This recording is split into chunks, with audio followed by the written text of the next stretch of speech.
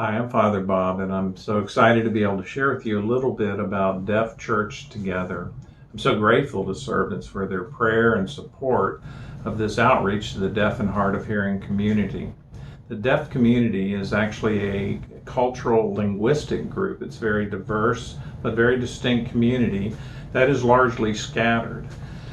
For the last 2 decades of the 20th century, there was really a crisis of faith within the deaf community, and the Christian faith was almost extinguished out of the deaf experience. But there's really been a revival that's been occurring during the first 2 decades of the 21st century. And we find that many of these young people are very attracted to the liturgical church.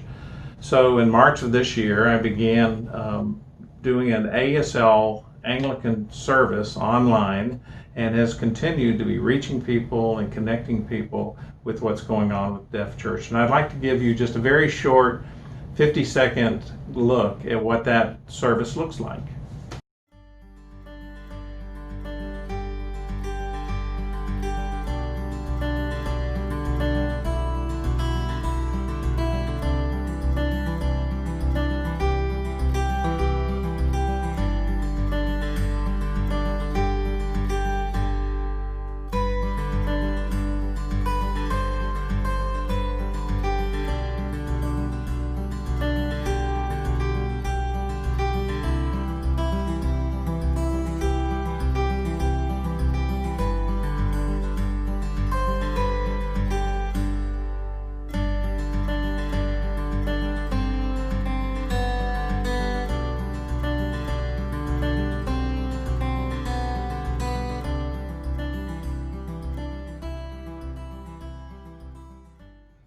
The vision for Deaf Church Together is not to remain an online church, but to use the videos that we produce as a liturgical content for small worshiping communities meeting in homes and coffee shops in a large regional area who come together once a month, once every 2 months, for Eucharistic worship as well as for service into the community.